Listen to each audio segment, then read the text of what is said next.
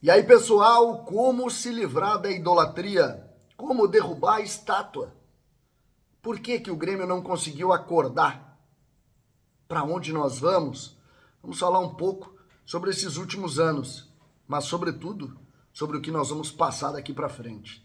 César Cidade Dias falando de Grêmio aqui no YouTube, papo de gremista para gremista. Agora a hora da LR Energia Solar, as placas solares para melhorar o seu dia a dia. As placas solares para você pagar apenas a taxa básica de luz. Entre agora na descrição do vídeo e converse com a LR Energia Solar. Ali você vai ter parceladamente uma forma de pagar e colocar as suas placas solares para você ter para o resto da vida, apenas a taxa básica de luz. Conheça os planos promocionais da LR. Tenha as placas solares, ajude o meio ambiente e principalmente pague pouco pela luz para sempre. É isso, não tem desculpa. Muitos já fizeram isso e você pode fazer também. Gente, fiz há pouco aqui, o DM me derrubou dos conteúdos da Zero Hora hoje, não consegui, não segue o fio, não vou poder ir no sala de redação, tô com um febrão aí, não sei bem o que que é. Não é nenhuma dessas, não é nenhuma dessas Covid, não é nada disso, mas tô com febre e tal, devo estar me recuperando durante o dia.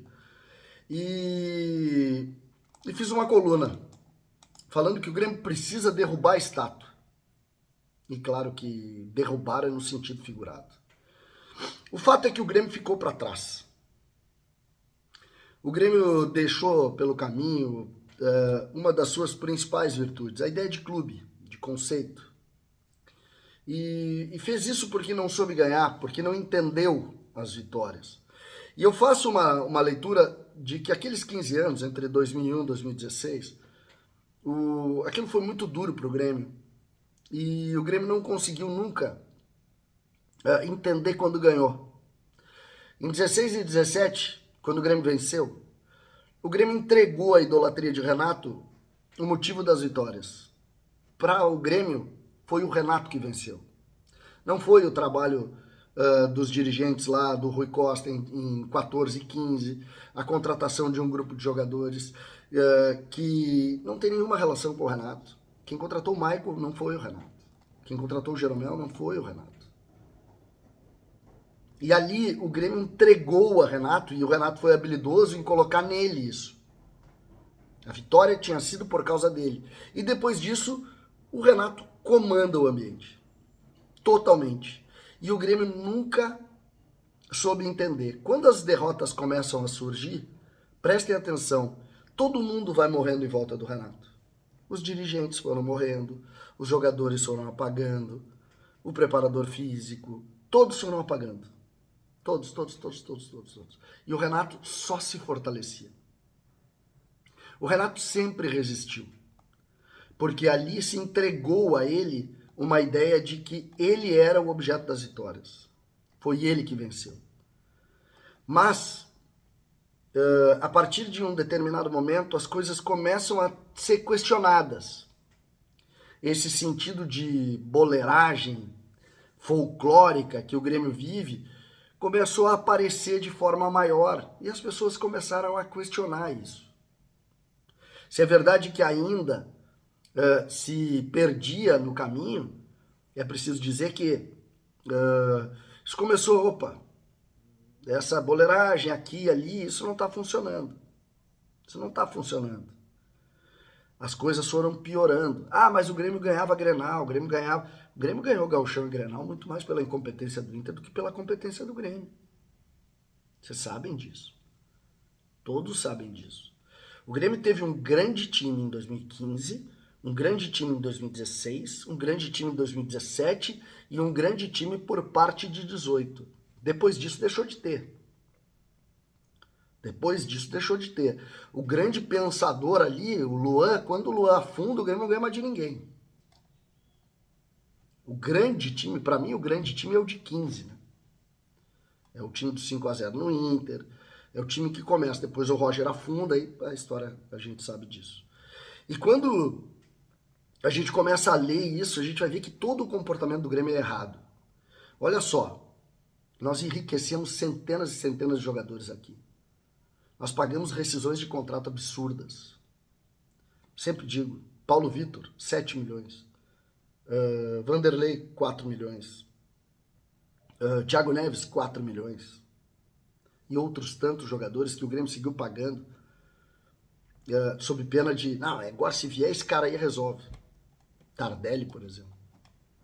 Marinho, André Balada e tantos outros. O Grêmio elegeu deputados. A torcida geral do Grêmio tem um representante na Câmara na Assembleia Legislativa. Em nome do quê? Em nome do quê? Então a gente se perdeu na idolatria. A própria forma que o Grêmio está conduzindo isso indica, sem dúvida, que essa idolatria, essa forma